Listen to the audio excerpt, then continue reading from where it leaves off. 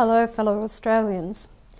It has been 13 years, but I am once more proud to announce that I am the National Chairman and leader of the One Nation Party.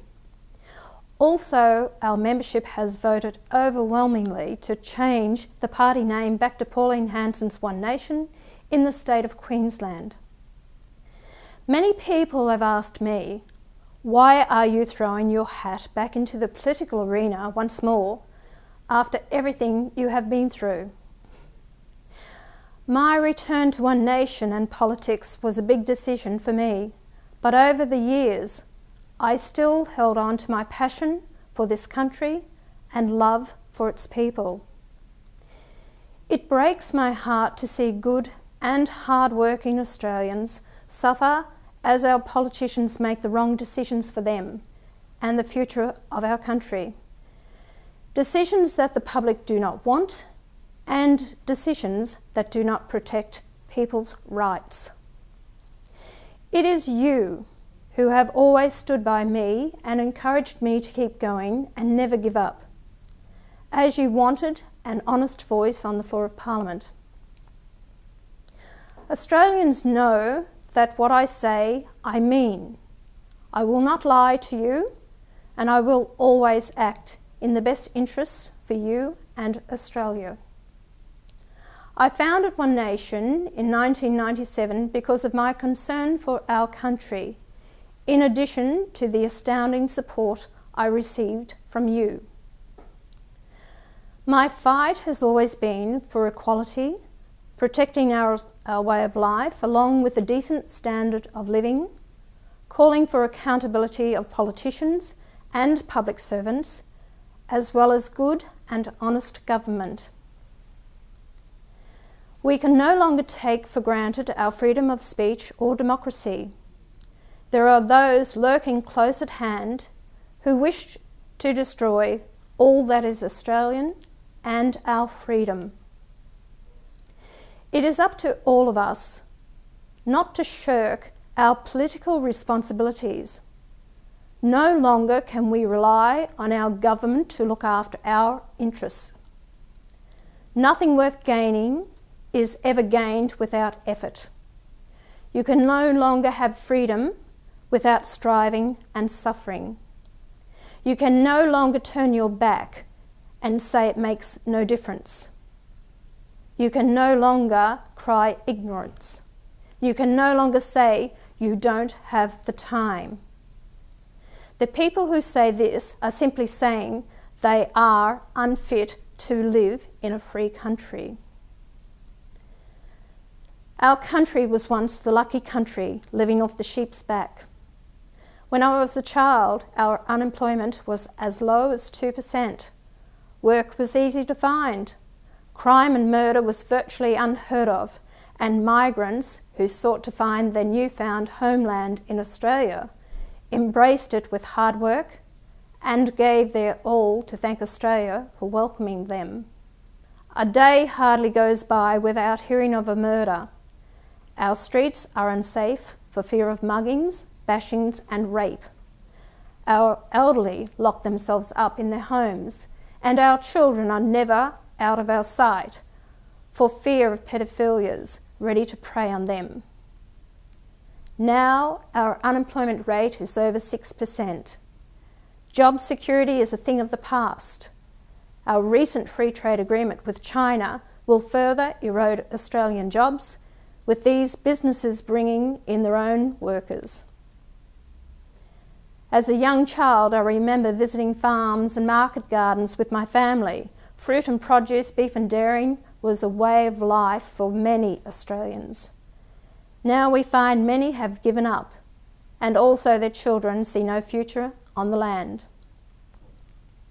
Our governments have done nothing to protect our food bowl with their free trade agreements, or truly understanding the plight of our farmers.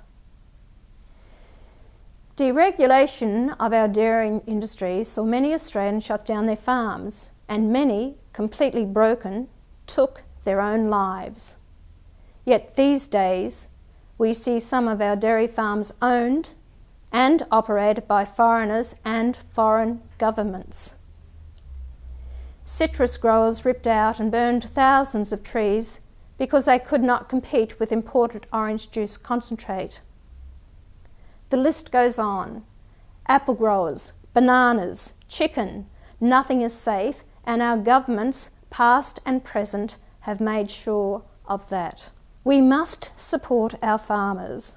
I don't want America, China, India or Japan or any other nation or its nationals buying and working our land, then exporting directly back to their own country without paying their fair share of tax, due to the 1953 Double Taxation Act. In 1992, Paul Keating signed Agenda 21 on behalf of Australia. 178 nations around the world signed this United Nations document. What is Agenda 21? You may ask. In short, it's about global land use, global education, and global population control. Another aim of Agenda 21 is to privatise water. A farmer can only capture 10% of the water in his dam. The rest must flow to the rivers and creeks or be taxed. South Australia are just starting to feel the effects of Agenda 21, with the state government trialling low-flow bypasses on dams at an estimated cost of up to $30,000. This is to stop water running into dams. A water licence must be bought for irrigation from your own dam, and also a right to take water levy, whether you use it or not, has been introduced by the government and supported by the opposition. Let me draw Australians' attention to Section 100 of the Australian Constitution, and it reads, "The Commonwealth shall not, by any law or regulation of trade or commerce, abridge the right of a state or of the residents therein to the reasonable use of the waters of rivers for conservation or irrigation." This has not been challenged in the High Court, but I believe under Section 100 of the Constitution, Australians have the right to water. John Howard and his Liberal government separated land and water in 2004 to make it a saleable commodity. This was not done for any reason other than for profit and the grubby business of multinationals and big business to make money. Agenda 21 also calls for the fencing of rivers and creeks at the expense of the landowner to stop livestock from accessing the water, supposedly for environmental purposes. Water is our life's blood. Without it, we will die. No government or individual has the right to own or control another person's use of water. In a drought-stricken country such as Australia, we should be assisting farmers to put more dams on their properties, not shut them down with fines, taxes and meters, or limiting the size of a dam if it does not impact on other properties and their water supplies. It's the man on the land that is being targeted today. Tomorrow, it will be the cities that will be targeted for the rainwater they capture in their tanks. Queensland will experience Agenda 21. It is only a matter of time. Always be wary when you hear the words sustainable development. This is what the Labor government signed us up for, and the Libs and Nationals have also supported it. Australian farmers are facing bankruptcy, foreclosure on their farms due to years of drought. Our government offers drought assistance of approximately $900 per fortnight. This may support the family just to put food on the table, but would not buy feed for livestock. I call on our government to assist and allow farmers to build dams. Our governments, federal and state, are destroying our farming sector with red and green tape, licences, restrictions and costs. It has been reported that foreign investors have bought up land equivalent to the size of New South Wales, and more are lining up. You can't buy land in Japan, you can't buy land in China, and you can't buy land in Switzerland. The Philippines and Thailand, to name a couple, have very strict guidelines as to foreign ownership of land and property. What the hell are we doing? What have our governments, Liberal, Nationals and Labor, been doing for us? Hear me. If we, the city people, don't support our farmers, we will be a country that cannot feed itself. Foreign-owned farming companies will bring in their own workers, ship the produce back to their country and not pay taxes that our Australian farmers have to pay. Many Australians, especially those looking to buy their first home, are realising it will only be a dream and far out of their reach. Foreign investment is driving prices up, making our housing one of the most expensive in the world.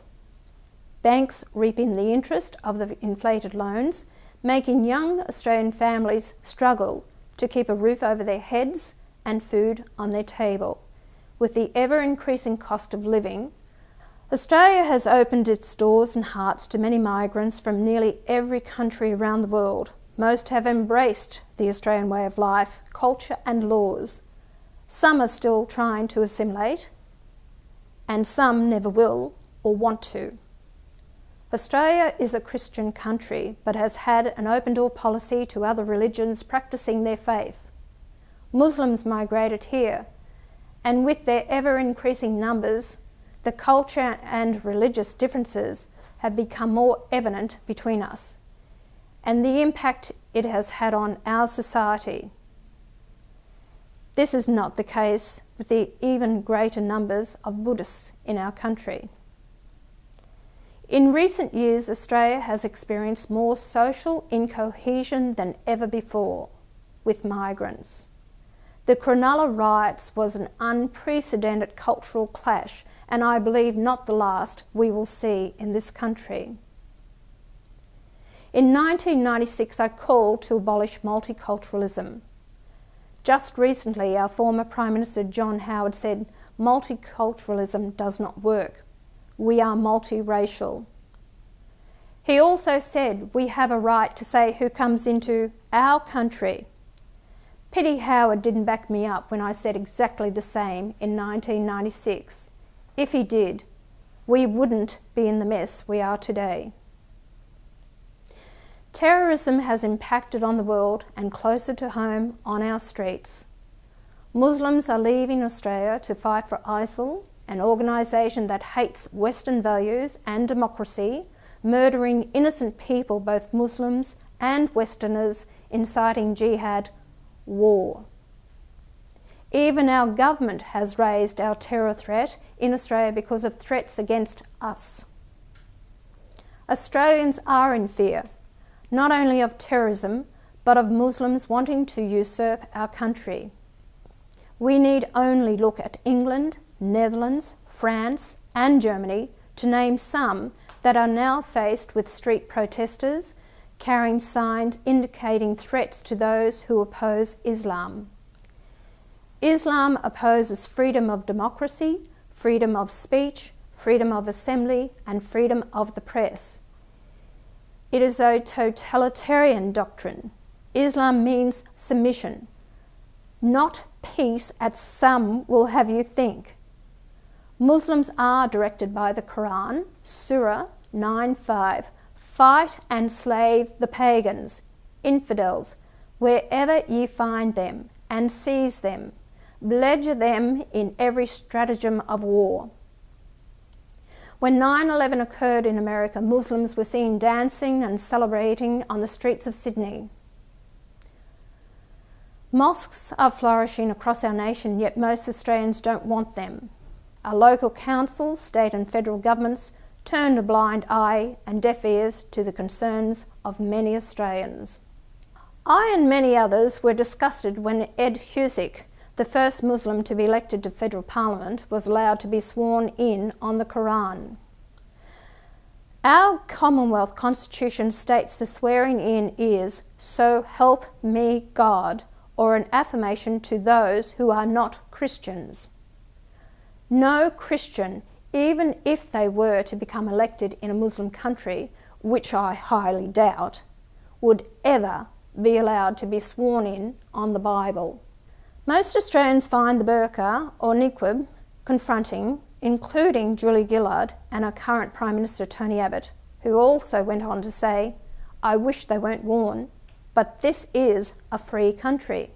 Let me inform our Prime Minister, Syria, France, Belgium, Tunisia, Spain, Italy, Germany, Russia, Turkey and the Netherlands have all banned the burqa years ago. Syria, due to fear of increasing Islamic extremism among young Muslim students. In France, anything that obscures their identity, including the burqa, balaclavas and hoods in a public place. The French government claims the laws are helping everyone to integrate. Belgium, a similar ban, and stating incompatible with the rule of law. Turkey in civil service jobs and government offices. Take note, Prime Minister, a few of the countries mentioned are predominantly Muslim. I am sure they all consider their countries to be free.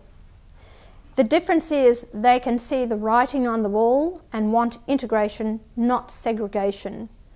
They are trying to stamp out extremism.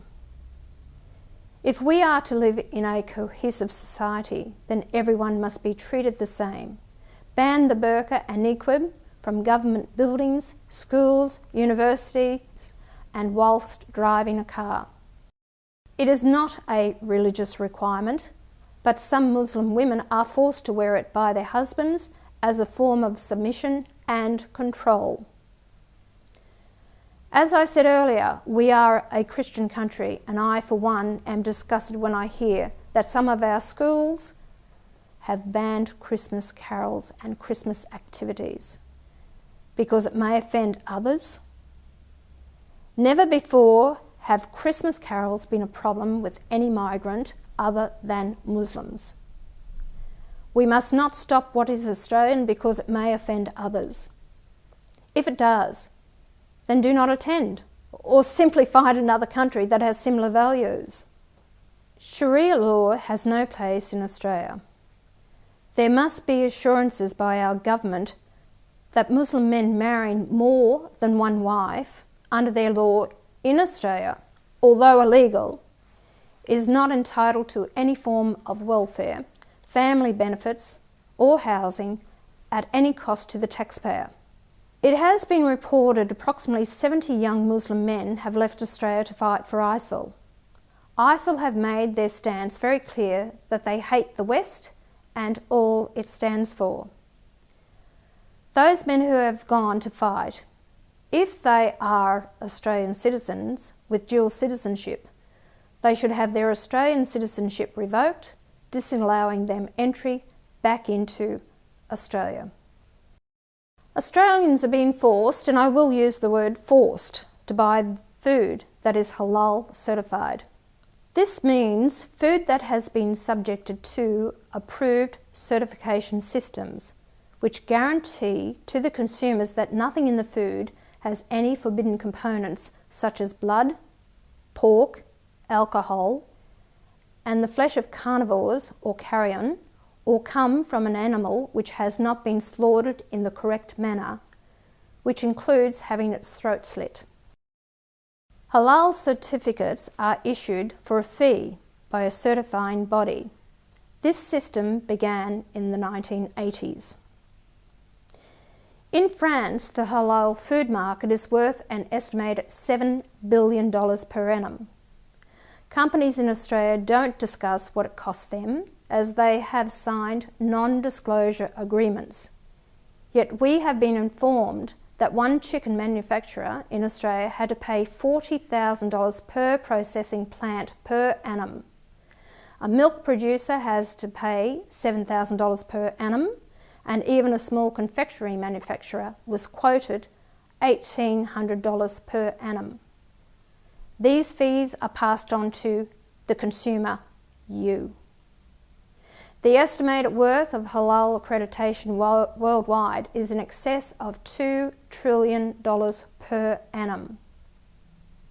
Halal food by itself is not of concern. Nearly all food is naturally halal, meaning permissible under Islamic Sharia law. Observant Muslims can make food of unknown origin halal by pronouncing Bismillah over their meals. What is of concern is the recent invention of halal certification schemes. Halal certification is a money-making racket.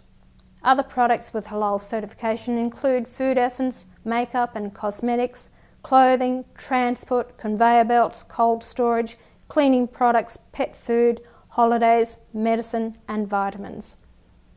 The race is on to establish powerful international pharmaceutical halal brands with an estimated worth of $500 billion per annum.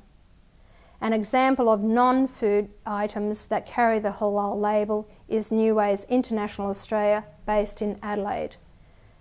Their products cover shampoos, conditioners, skin cleaners, creams and more. Australian icon Cadbury paid to have the halal certification on their Easter product range this year, even though Easter is a Christian celebration and nothing to do with Islam. It is reported 71 of Cadbury's products are halal certified. The Abbott government is giving $16 million of taxpayers' dollars to Cadbury's. If Cadbury's can pay for halal certification, I don't want to see any of my tax dollars propping them up.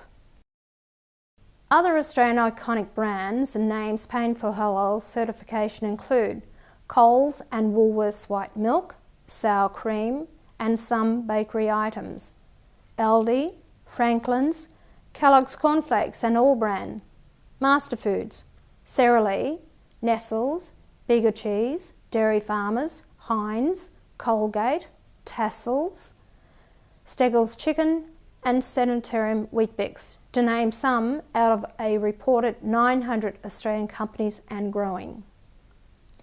This tax is an impost on the Australian consumer, of which 98% are non-Muslim.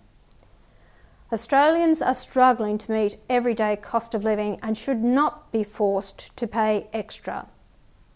Another great concern is that some of the monies indirectly supports terrorism. 60% of halal food in France is controlled by an organisation belonging to the Muslim Brotherhood. A French journalist's life was threatened when he investigated how the Muslim Brotherhood was attempting a mafia-style takeover of the French halal industry. Other taxes collected go to Islamic schools and mosques, or directly into the pockets of those who see this as a viable profit-making business. If the government will not do anything to ban this hideous tax, then I call on Australians to boycott companies and their products that support halal certification. Ladies and gentlemen, I have just raised some very taboo topics and will be called racist and bigot. They did it years ago, but many of you know I am not a racist, defined as someone who believes their race to be superior to another, but a proud Australian fighting to keep our culture and way of life intact for us and future generations. I do not believe that any of us would exchange places with any other people. I must stress that there are many law-abiding Muslims that respect our country and are assimilating. The women dress like any other Aussie, and men treat women with respect. Those Muslims need to stand proud and unite with Australians in opposing the Islamisation of Australia. This is, preeminently, the time to speak the truth, the whole truth, frankly and boldly. Political correctness must be thrown in the rubbish, and we should not shrink or cower from honestly facing conditions in our country today. Our freedom of speech, expression and rights are under threat. Let me remind our Prime Minister and others that follow. No one came and handed us a document stating you are a free country. Our freedom was won due to the deaths and sacrifices of hundreds of thousands of Australians. Men and women who didn't want to go to war. Men and women and their families who have had to pick up the pieces of those suffering from medical and mental conditions. Men and women whose lives would never be the same again. Men and women who Australians honour every year on Remembrance and Anzac Days every year. Our freedom was won, but it can only be held with strong leadership that does not take it for granted. Let those who came here for a new way of life respect our freedom, culture, laws and way of life. If they are not prepared to do that, then we don't want or need them here. There are many who confine themselves to criticism of the way others do what they themselves dare not even attempt. This is a quote by Theodore Roosevelt, former President of the United States, April 23, 1910, Paris. It is not the critic who counts, not the man who points out how the strong man stumbles, or where the doer of deeds could have done them better. The credit belongs to the man who is actually in the arena, whose face is marred by dust and sweat and blood, who strives valiantly, who errs, who comes short again and again, because there is no effort without error and shortcoming, but who does actually strive to do the deeds, who knows great enthusiasms, the great devotions, who spends himself in a worthy cause, who at the best knows, in the end, the triumph of high achievement, and who at the worst, if he fails, at least fails while daring greatly, so that his place shall never be with those cold and timid souls who neither know victory nor defeat. Ladies and gentlemen, you can take a critic's view or join Pauline Hanson's One Nation and fight to uphold the Australian way of life and a fair go.